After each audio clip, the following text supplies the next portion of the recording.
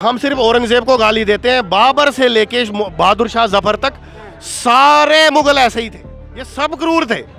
अकबर को जिस राजपूत की बहन बेटी पसंद आ जाती थी वो कहता उंगली रख देता था, मुझे ये तुम्हें तेरी लड़की चाहिए, नहीं तो अभी आ रहा हूँ तेरे पे हमला करने। अय्याश था वो, तो फिर अकबर महान कैसे हो सकता?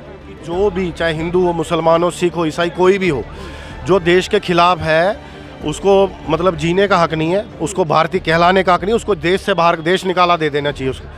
अब मुसलमान कहते हैं कि खाली हम पे बुलडोजर चलता है। मुझे आप बताइए, विकास दुबे कौन था?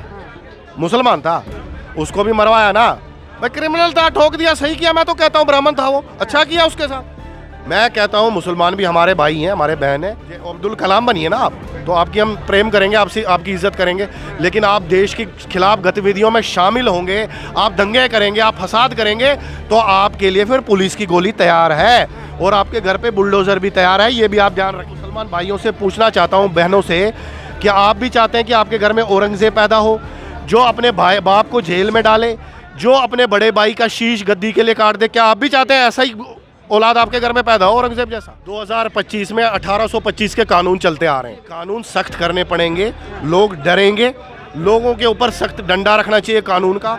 इतने सख्त से सख्त कानून होने चाहिए कि ये दंगे करना, मैं कहता हूँ करना तो छोड़िए, सोच भी लेना कोई घर में बैठा हुआ कि कल मैं दंगे में जाऊंगा, तो उसकी रूह कांप देनी चाहिए, मुंह देना चाहिए अपने पेंट में।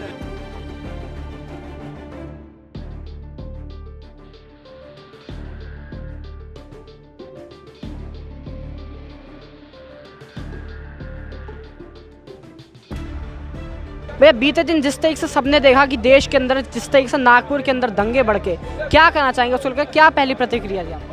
देखिए, मैं ये समझता हूँ कि जो भी, चाहे हिंदू हो, मुसलमान हो, सिख हो, ईसाई, कोई भी हो, जो देश के खिलाफ है उसको मतलब जीने का हक नहीं है, उसको भारतीय कहलाने का हक नहीं, उसको देश से बाहर देश निकाला दे देना चाहिए उसको। मुझे ये बताइए, इन दंगों से क्या मिलता है? दंगों से क्या होता है? अपने इंफ्रास्ट्रक्चर को, अपने देश में आगजनी करना, अपने क्या वो आपकी पब्लिक प्रॉपर्टी आपकी नहीं है क्या? आपकी मेरी भी है ना। आप दीवारों में, दुकानों में आग लगा रहे हैं, आप सड़कों पे आग लगा रहे हैं, आप लोगों को मार रहे हैं, इस सब से क्या होगा? मुझे बताइए क्या होगा? क्या आप कानून आपके सामने झुक जाएगा? क्या भाजपा सरकार आपके सामने झुक जाएगी?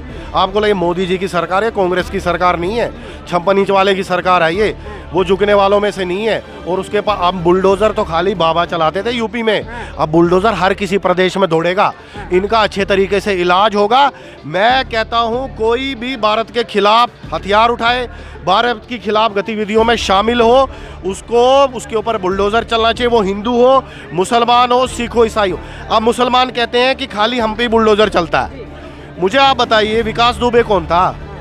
मुसलमान था, उसको भी मरवाया ना भाई, क्रिमिनल था, ठोक दिया, सही किया। मैं तो कहता हूँ ब्राह्मण था वो, अच्छा किया उसके साथ। मैं कहता हूँ मुसलमान भी हमारे भाई हैं, हमारे बहन हैं, उनको अब्दुल कलाम बनिए ना आप, तो आपकी हम प्रेम करेंगे, आपसे आपकी इज्जत करेंगे, लेकिन आप देश के खिलाफ गतिविधियों में शामिल होंगे, आप दंगे करेंगे, आप फसाद करेंगे, तो आपके लिए फिर पुलिस की गोली तैयार है और आपके घर पे बुलडोजर भी तैयार है, ये भी आप ध्यान रखिए। अच्छा, संजय राउत बयान देते हैं, वहाँ पे बोलते हैं कि औरंगजेब जिसने क्रूरता करी उसको बोलते हैं कि शौर्य का प्रतीक है, उसके औरंगजेब की कब्र। तो क्या कहना चाहेंगे? संजय राउत तो पागल हो गया है, उसका मानसिक संतुलन हिल चुका है अपनी जगह से, उसको यहाँ आगरा के पागल खाने में डालना चाहिए। वो मेंटली डिस्टर्ब हो गया है। मेरे से बड़े, मैं आपसे विनम्रता करता हूँ संजय राउत जी, जब ये अपना इनके साथ है बाला साहब ठाकरे के साहब शिवसेना में, तब तो ये कुछ और बोलते थे। अब नवजोत सिंह सिद्धू की तरह इन्होंने पलटी कर ली है। जैसे बंदर गुलाटी मारता है ना, ऐसे ही ये गुलाटी मारते हैं इधर से उधर। लोग भी इनके बयानों को अच्छी तरीके से समझते हैं। आज ओवैसी है ना, तो क्या कहता है 15 मिनट, ये भाजपा में शामिल होने वाला ओवैसी जल्दी, क्योंकि इसको पता है मेरा अब कोई फ्यूचर नहीं है, भाजपा में जाऊंगा तो कोई मंत्री बन जाऊंगा, फिर ये मुसलमानों को गालियां बकेगा, यही ओवैसी। जो मैं आपसे कह रहा हूँ, अब आप इसको भविष्यवाणी समझिए, कुछ भी। इन लोगों का कोई दीन धर्म नहीं है, ये लोग सिर्फ झूठ बोलते हैं, ये सिर्फ वोटों के लिए, पैसों के लिए मुसलमानों को, हिंदुओं को भड़काते हैं। खासकर ये ओवैसी जैसे लोग, संजय राउत जैसे लोग। औरंगजेब तेरा बाप है तो अपने बाप का नाम औरंगजेब रख लेना, अपने बेटे का नाम औरंगजेब रख ले। मेरे मुसलमान भाई बहन भी आजकल औरंगजेब नाम नहीं रखना चाहते, ठीक है, अपने बच्चों का। मुझे आप बताइए, कुछ मुसलमान कहते हैं वली अल्लाह है औरंगजेब। आप मुझे बताइए, वली अल्लाह कैसे हो सकता है औरंगजेब? क्या मुसलमान, मैं आपसे आपके माध्यम से मुसलमान भाइयों से पूछना चाहता हूँ, बहनों से, क्या आप भी चाहते हैं कि आपके घर में औरंगजेब पैदा हो, जो अपने भाई बाप को जेल में डाले, जो अपने बड़े भाई का शीश गद्दी के लिए काट दे? क्या आप भी चाहते हैं ऐसा ही औलाद आपके घर में पैदा हो, औरंगजेब जैसा? तो बोलेंगे नहीं, हमें नहीं। तो फिर वो वली अल्लाह कैसे हो सकता है? अच्छा, कहीं ना कोई कहीं जो औरंगजेब को प्यार नहीं करता। मेरे मुसलमान कई दोस्त हैं, मैं आपको बोलता हूँ, वो थूकते हैं औरंगजेब के नाम पे, और वो कहते हैं ऐसा पैदा हो गया मुसलमानों के अंदर, हमें इसकी वजह से हमें भी बातें सुननी पड़ती हैं। ये खुद मुसलमान मुझसे कहते हैं। तो औरंगजेब को कोई पसंद नहीं करता, सब बेकार की बातें हैं। और ये सब राजनीति करने वाले ओवैसी, संजय राउत जैसे लोग, इनको अपना मानसिक संतुलन ठीक करना चाहिए, भाजपा का टिकट लेना चाहिए और मंत्री बनना चाहिए, और बाकी पार्टियों को छेड़ना चाहिए, तो इनका कोई फ्यूचर है। अच्छा, कहा जा रहा है कि जो मूवी निकली है, अभी जो मूवी निकली इसमें दिखाया गया छत्रपति शिवाजी के ऊपर, सांबा जी के ऊपर जैसे क्रूरता हुई, तो उसको लेकर, हाँ, तो छावा को लेकर सवाल उठाए जा रहे हैं कि उसकी वजह से लोग के अंदर आक्रोश पैदा हो गया, तो मूवी का बाइकआउट करें, विकी कौशल का बाइकआउट करें। देखिए, छावा में तो कुछ भी, मूवी बड़ी अच्छी है, छावा में तो कुछ भी नहीं दिखाया है, उससे बहुत ज़्यादा, क्योंकि उसके बहुत सारे डिलीट कर दिए सेंसर ने, बोर्ड ने, वो हिंदू मुसलमानों में दंगा हो जाएगा। अच्छा, जब आप अकबर महान ऋतिक रोशन की फिल्म बना रहे थे तब दंगे नहीं हुए।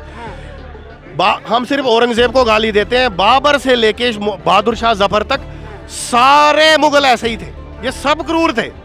अकबर को जिस राजपूत की बहन बेटी पसंद आ जाती थी, वो कहता उंगली रख देता था, मुझे ये तुम्हें तेरी लड़की चाहिए, नहीं तो अभी आ रहा हूँ तेरे पे हमला करने, सेना भेज रहा हूँ और तेरा मैं कब्जा। उसने कितनी राजपूत लड़कियों से शादी की, अय्याश था वो। तो फिर अकबर महान कैसे हो सकता? मुझे आप बताइए, जोधा पौधा ये सब आप मुझे बताइए। हम जय श्री राम, जय श्री राम, जय श्री राम के नारे लगाते हैं। भगवान राम का दादा कौन था? कोई बता सकता है मुझे? भगवान राम का दादा, हमें शर्म आनी चाहिए अपने आप को सनातनी कहते हुए। हमें भगवान राम के दादा का नाम, हमें भगवान राम के दादा का नाम नहीं पता। मुझे आप ये बताइए, हमें उनकी इतिहास नहीं पता, हमें ये नहीं पता कौन से कुल के थे, उनका गुरु कौन था, और हम आपको बड़े सनातनी समझते हैं। देखिए, मैं फिर आपके माध्यम से कहता हूँ कि ये जो औरंगजेब था, ये तो खाली बाहर आ गया थोड़ा सा, ये सारे क्रूर थे। शाहजहां, जो, अब शाहजहां की बात ले लेते हैं। शाहजहां को किसी ने जगह बता दी कि ये तेजो महल है, शिव जी का मंदिर हुआ करता था, ये साले टॉयलेट नहीं बना सकते, ये ताजमहल बनाएंगे। इनके ये तजाकिस्तान से आए थे, वहाँ कितने ताजमहल बनाए इन्होंने, इनके पुरखों ने, उन्होंने टॉयलेट नहीं बना सकते ये। तो मुझे आप ये बताइए, इसने जय सिंह को बुलाया, जो जय सिंह इसका नौकर था। जय सिंह ने कहा बादशाह सलामत शाहजहां को, शाहजहां ने कहा, भाई हरामजादे, मुझे ये जगह चाहिए, ये मंदिर, ये जो संगमरमर बड़ा खूबसूरत है, मेरे मंत्री बता रहा है, तू वहाँ का राजा है ना, तेरे अंडर है महल, वो मुझे वो चाहिए। तो उसने कहा, अरे वो तेजो महल है, हमारा शिव जी का मंदिर है। उसने कहा, कोई बात नहीं, तू ऐसा कर, शिव जी का मंदिर है, मैं तुझे उतनी जगह कहीं और दे दूंगा आगरा में ही, लेकिन वो वहाँ यमुना के किनारे वो मुझे चाहिए। तो उसने कहा, मना कर दूंगा, ये गर्दन उड़ा देगा। जय सिंह वैसे ही डरपोक था, तो उसने कहा कि, और उसका गुलाम भी था, अब नौकर तो नौकर ही होता। तो उसने कहा कि ठीक है, ले लीजिए, मुझे जगह दे दीजिए। फिर उन्होंने कहा, लेकिन इतिहास बदल देना। तो उसने वो झूठ मूठ का इतिहास कि मजदूर थे, मजदूरों के हाथ कटवा दिए। और मैं ताजमहल में गया हूँ, जहाँ शिवलिंग है ना, जहाँ पे उसकी कब्र है आज, मुमताज महल की, उसमें वहाँ पे शिवलिंग हुआ करता था। उस शिवलिंग को उखाड़ दिया गया रातों रात, और वहाँ पे खाली उन्होंने कंट्रोवर्सी कर दिया कि आप लोग हर जगह मंदिर निकाल देते हैं। मैं आपके माध्यम से ये बताना चाहता हूँ, जो वहाँ पे नीचे तहखाने हैं, मैं हवाई बातें नहीं करता हूँ, मैं अभी प्रूफ देता हूँ आपको। जो वहाँ नीचे तहखाने हैं, जहाँ पे कब्र है, उसके सराउंडिंग्स में तहखाने हैं, वहाँ आकृतियों पे त्रिशूल बने हुए हैं, आकृति में पीकॉक बने हुए हैं, वो सारे मंदिरों में होता है। जब आप किसी मंदिर में, खासकर शिव के मंदिर में जाते हो ना, जिसको हम महादेव कहते हैं, जो सबसे बड़ा है, ठीक है, वो उसके मंदिर में ऐसी चीज़ें होती हैं। और जो संगमरमर का ऐसा बना है, जो उसका पूरा, जैसा वो पूरा बना हुआ है ना स्ट्रक्चर, वो एक मंदिर का स्ट्रक्चर है। तो वो हवाई हम कैसे बोल सकते हैं? हमने बाकी चीज़ों को क्यों नहीं बोला, उसी को क्यों बोल रहे हैं? क्योंकि वो हर चीज़ चीख चीख के कह रहा है। आज भी वो तहखाने उन्होंने अंदर बंद कर रखे हैं। कई बार से एक्सपर्ट ने कहा है, मुसलमानों ने जो वहाँ भेजे गए थे, तो उन्होंने ये कहा गया कि हाँ, वहाँ से मूर्तियाँ मिली हैं, हमने खुदाई की है, वहाँ से अंदर से गणेश की, माता की मूर्तियाँ वहाँ से मिली हैं। खुद मुसलमान आर्किटेक्ट जो वहाँ पे गए थे। अब आप मुझे बताइए, जब चीख चीख के सब गवाही वहाँ मिल रही है कि वो मंदिर था, तो फिर आप कहते हैं कि नहीं, टॉपिक वो हो गया, बदल गया। मगर क्या करना चाहेंगे जो नागपुर में इंसाई, क्या संदेश देना चाहेंगे, क्या एक्शन होना चाहिए उनके खिलाफ? किसके खिलाफ? नागपुर में इंसाई, क्या एक्शन होना चाहिए उनके खिलाफ? यही एक्शन होना चाहिए, उनको देश निकाला देना चाहिए, सख्त से सख्त कानून में। देखिए, 2025 में 1825 के कानून चलते आ रहे हैं, तो आप मुझे एक बताइए, मैं आपसे कहता हूँ पत्रकार महोदय 2 मिनट के लिए, इनसे कहता हूँ अंकल जी से, आप मोबाइल छोड़िए, आप लैंडलाइन चलाइए, तो आप चलाएंगे क्या? जब आप लैंडलाइन चलाने को राजी नहीं है, बात तो उस पर भी कर ही सकते हैं ना फ़ोन पे। आप कहते नहीं मोबाइल में मेरे को हाईटेक एडवांस में रहना है, तो अब मुझे ये बताइए उसमें फिर हम वो कानून जो अंग्रेज़ों के ज़माने के बनाए हुए कानून है आज तक क्यों चला रहे हैं? कानून बहुत लचर हैं हमारे देश के, कोई भी कुछ, हर किसी चलने वाला अपने देश में 150 करोड़ से ज़्यादा के लोग अपने आप को प्रधानमंत्री मोदी समझते हैं। भारत का हर नागरिक अपने आप को मोदी समझता है। मैं आपको ये बताता हूँ, जब कानून सख्त होंगे लोग डरेंगे, रास्ते पे लड़ाई करने में, मेट्रो में, बसों में झगड़ने में, एक दूसरे को गाली देने में, हर जगह कैमरे लगेंगे, हर जगह माइक लगेंगे, तो लोग डरेंगे कि कोई इलीगल काम। दुबई में आज 0% क्राइम क्यों है? क्या वहाँ पब्लिक नहीं है क्या? लेकिन कानून वहाँ इतने सख्त हैं कि लोग दहशत कर सोचते हैं यार हाथ काट के छोड़ देंगे।